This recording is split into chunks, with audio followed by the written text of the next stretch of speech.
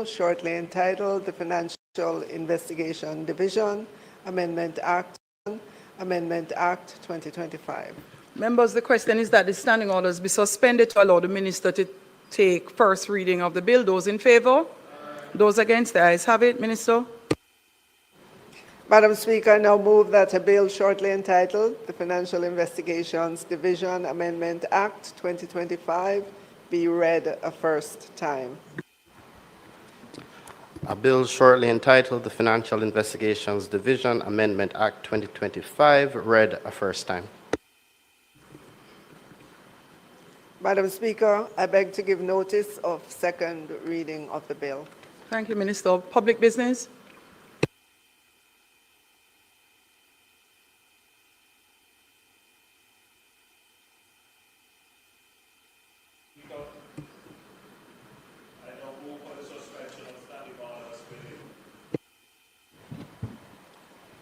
Madam Speaker, I now move for the suspension of standing orders to enable me to take the motions, notice of which I gave earlier.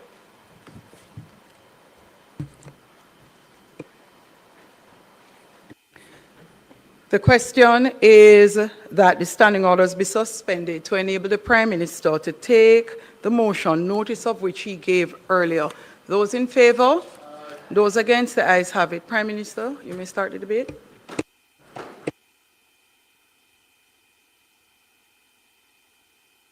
Turn your mic on, please, Prime Minister. Madam Speaker, what I am about to present is beyond debate. Beyond debate.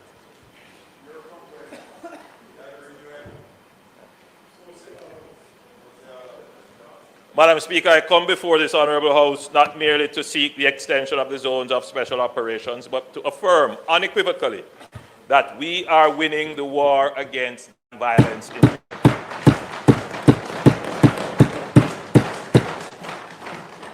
Madam Speaker, over the last 9 years, Jamaica has achieved historic socio-economic and infrastructural progress, coupled with decisive security reforms, intelligence-led policing, and an unrelenting focus on dismantling criminal gangs. Even in the wake of the most devastating natural disaster in our modern history, Hurricane Melissa, which inflicted damage estimated at $8.8 billion, or 41% of GDP, and affected over 900,000 persons, public order held. The institutions of the state held. Our security architecture held. Madam Speaker, this resilience is the product of deliberate policy choices in the immediate aftermath of Hurricane Melissa. Despite widespread displacement, disruption of livelihoods, and infrastructure damage, the security forces reported no widespread breakdown of law and order. Outside of 3 isolated incidents of looting, which were swiftly contained, Jamaica did not descend into chaos.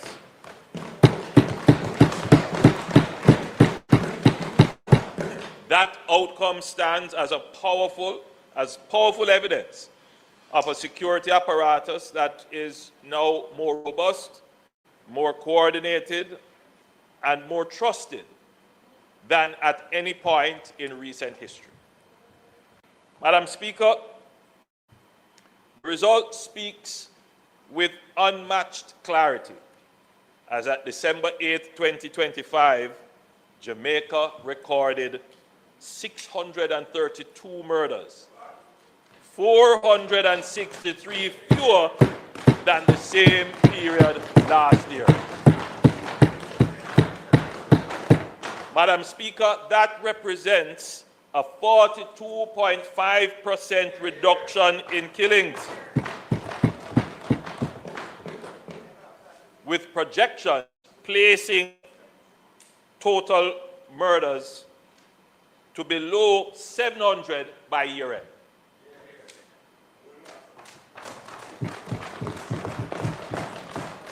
Shootings are also down 32%, These are numbers Jamaica has not seen in over 3 decades. And it is a direct outcome of sustained anti-gang operations, legislative reform, intelligence coordination, and the disciplined application of the clear hold build strategy within the zones of special operations. Madam Speaker, let us be clear. Gangs thrive where the state retreats. ZoSos represent the permanent return of the state.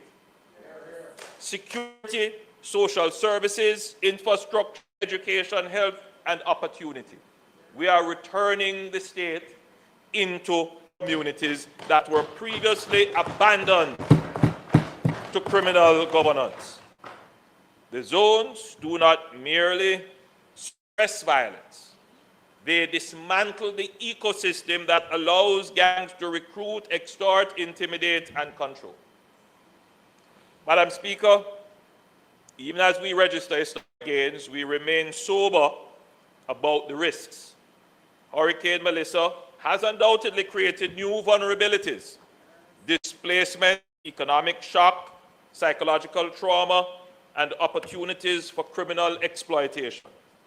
This is precisely why ZoSos are more relevant now than ever. They harden communities against regression. They prevent shocks from becoming opportunities for gangs to reassert control.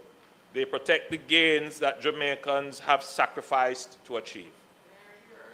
Madam Speaker, the road ahead requires discipline, endurance, and national unity. Security is a continuous building exercise. And this is why the government has made and will continue to make major financial and institutional investments in the zones of special operations. These investments have already delivered measurable reductions in serious violent crimes, tangible physical transformation, and sustained support for citizens whose lives were once defined by fear.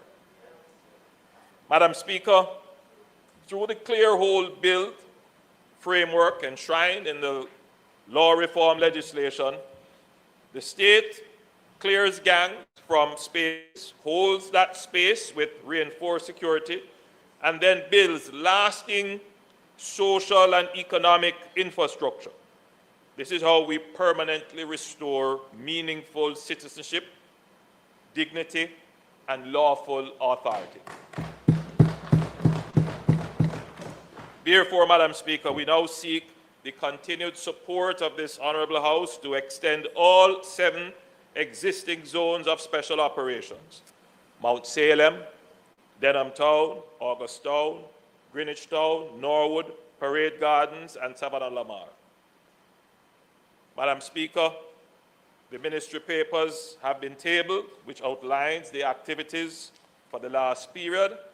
In terms of murder statistics, the data provided by the Jamaica Constabulary Force as at December 6, 2025, for the period prior to and during the declaration of the respective ZoSos, there has been an overall 38% reduction in murders and a 48% reduction in shootings for all zones for the comparative period.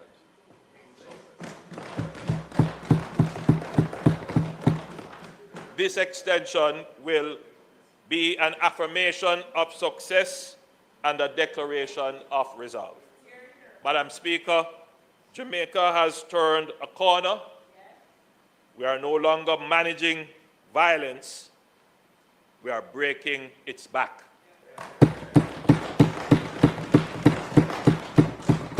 And the zones of special operations stand at the very center of that historic national transformation. As I said, Madam Speaker, this is beyond debate.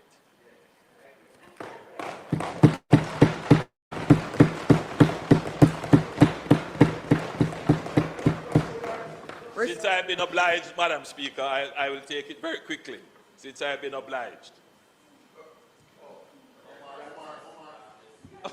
Prime Minister, I saw. That was very quick. Member from St. Catherine South. Oh, you were first. Member from St. James Central. Member from St. James Central.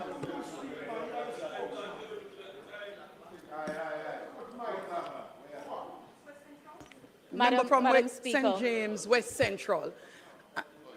No, the mic goes on one by one in sequence. So the challenge is nobody should have turned on their mics at all.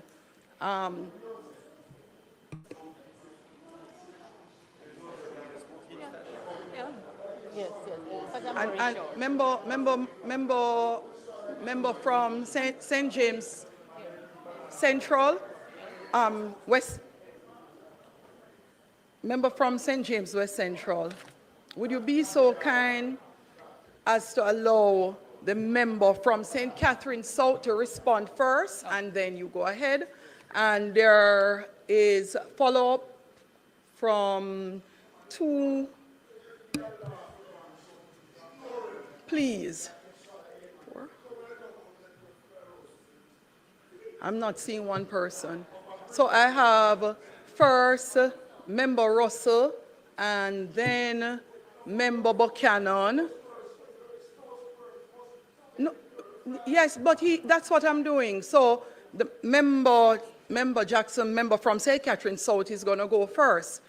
And then, Member Hilton, you held your hand up too? Member Hilton.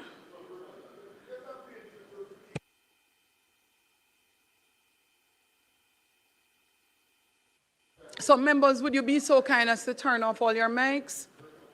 Thank you. Member from St. Catherine South, you go ahead first, please. Thank you, Madam Speaker. Prime Minister, I saw you were gesturing to open and close immediately without allowing for participation. But I take that as an oversight on your part.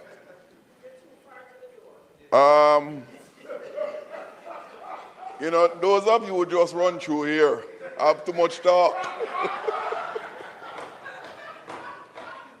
Don't.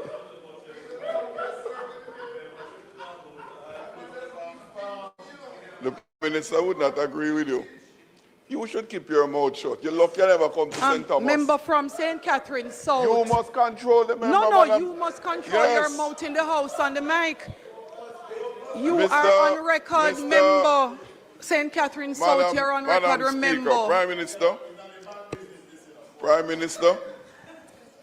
you take people's business for joke.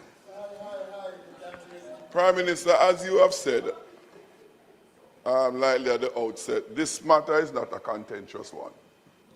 Those of us who would have been aware the ZoSo bill came through this House with joint support on both sides. Participation was intense, and the bill was enacted with the full support of the whole House. So the genesis of the bill has been a non-contentious one. But before I go further, Madam Speaker, usually the Minister of National Security would move these resolutions, and he's not here for ill health. I want to use the opportunity to wish for him a very speedy recovery from his medical procedure as was announced at the time. So as I said, Madam Speaker, it's not a contentious issue. The question is how successful the ZoSo implementation has been, as we all wished then and continue to wish, as an intervention towards the reduction of crime. But what we must also not lose sight of is that one of the inherent intention was never to just have a reduction in crime, but to have a sustainable reduction of crime in the communities that were identified and the ZoSo was declared in. It is quite a long time now since we have been having the ZoSo in these communities. As I said, from 2017 to now, started with one and the number incrementally increased. In fact, I recall quite often the Prime Minister commented that, in fact, had failed to implement ZoSo in many other communities that members were making the request for them to be. But be that as it may, we have just 7 now. In the reports tabled of the 7, there are 2 of the ZoSos which are in areas that were badly affected by the hurricane, namely the Mount Salem ZoSo, that community, and Norwood, where damages of significance. And Sablamar, yes, but I'm just going by the report, yes, but Sablamar is indeed one of our western parishes that have been affected. So, Prime Minister, I would want to suggest that as we seek to bring normalcy to all the communities that have been ravished by the hurricane, we remain mindful that these particular areas should be given particular attention because we had recognized their vulnerable states from then why they were declared areas in the first instance. And in the midst of the hurricane, the post-hurricane period, we should make much effort to ensure that they are treated probably differently or a little bit better because they were worse off in terms of their contribution or the prevalence of criminal activities. So I want to posit that. Beyond that, Madam Speaker, reduction of crime is welcome. Reduction of murders, violent crimes are always welcome. But as I recall from a retired police officer, in fact, I was reminded of it by a former commissioner of police and former minister of national security on that side. Security is not merely the reduction of murders. It is an environment where people feel safe. In other words, the numbers can go up very high and people still feel very unsafe. And we have experienced that in the country and vice versa. The numbers can go down of significance, which we want them to go. But what is also important is that we generate an environment of safety, of sense of security by our citizens. That's not an idea of mine. It's a well-established phenomenon. We can either decide to accept it and be guided by it, or we ignore it. Madam Speaker, we want to ensure that as the number of murders and violent crimes in general go down, that the reduction is sustainable. And we have always said there must be other interventions to ensure that sustainability. In fact, even the ZoSo was considered one form of social intervention in that regard. If we embrace that as a critical input, then we must endeavor to deepen it and widen it so that the sustainability can be achieved. So I want to posit that we not just focus on the numbers that go down, but to ensure the sustainability. It is two shufflers make for a dance. Madam Speaker, we are coming from a point where much effort been made via states of emergency to reduce crime. And we saw that never gave us any result. In fact, ironically, the period that is being referred to by this reduction is the period since we have not had states of emergency. There's a direct correlation between both. That is not my opinion. You might not like it, but it's a matter of fact.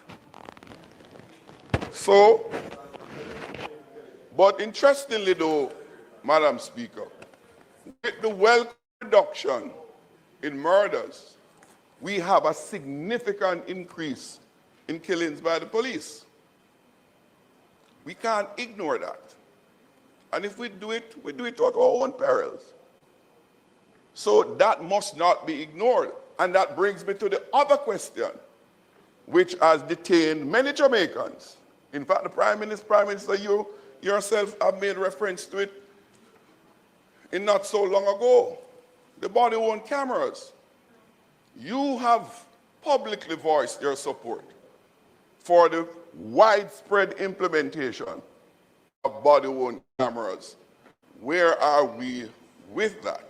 And it would be useful if you, Prime Minister, or anyone in the pertinent ministry can provide that update, and not only an update, but a roadmap, a schedule, so that we know when we are going to get where. It's not enough to say we are working on it, plans are afoot, all efforts are being made, because the truth of the matter, that has been said for quite a long time. But we are where we are. And to my knowledge, my information, we are way from fully implementing that. So I want to posit that for your consideration and response, Prime Minister. But talk about body-worn cameras, and it's all about SOE, the ZoSos is all about crime reduction, and as I said earlier on, ensuring an environment of safety throughout our communities, and particularly in our public spaces and vulnerable areas. And that brings me, Madam Speaker, to the question of the CCTVs. Again, there has been open acknowledgement. The minister from Western St. Mary, when he was the minister in charge of the portfolio, made a celebration of the launch at the National Arena. He invited me then, and I attended and gave full support. Spokesman and everything. So the then Minister of National Security made huge promises then about the rollout of closed-circuit television throughout the country. Where are we with that? Again, it is incumbent on us to ensure that we have more and more safe and secure public spaces throughout the country so that our people can traverse their communities, traverse the country, and feel safe in their country. So I put it to you, Prime Minister, that would be welcome. It is and always been the commitment of the opposition to work, to collaborate towards ensuring that Jamaica becomes a safe place and remain a safe place by sustainable measures that are implemented. And I give my support to the passage of the resolution that is before us. Member from West Central St. James. Speaker. Mr. Speaker, I rise to support all 7 extension of period of operation resolutions. I just wish to focus on the resolution in respect of the Mount Salem zone of special operation. Mr. Speaker, the Mount Salem zone is the first zone, and it is the example by which the success of the law and all other zones has been judged. I note that the mandatory statutory report, which is contained in Ministry Paper 48 of 2025, speaks to an initial assessment post Hurricane Melissa, and that focuses on damage to the Mount Salem Primary School.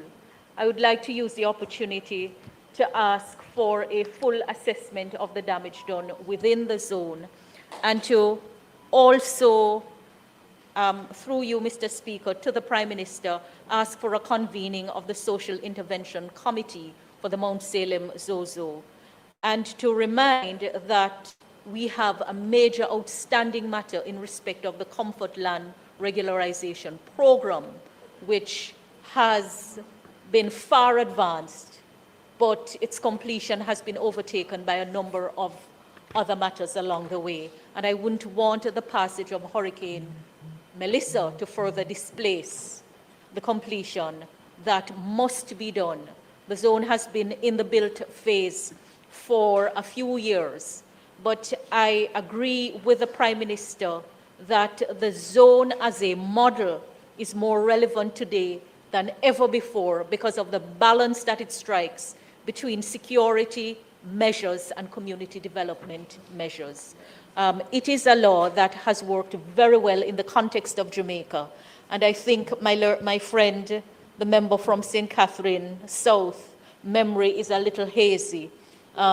It wasn't as smooth as he said, but in the end, the value of the framework has been celebrated on both sides, but it didn't start off smooth.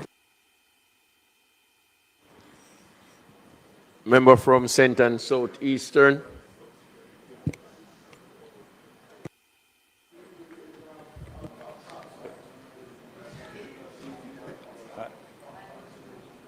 Thank you, Mr. Speaker. Thank you, Prime Minister. I have two questions, and two questions because there is no debating, I guess, the value. What we want to ask about is to get additional clarity. And so the first question relates to, you did mention the overall reduction in crime and murders in the ZoSos. If you could give us a breakout by ZoSo, would be appreciated. Secondly, the long-term transition plan, because these are supposed to be temporary interventions that get us to a place where the state agencies can hold the gains. So the question, and not related, of course, to the member from South St. Catherine's point, what is the long-term plan? What is the long-term transition plan?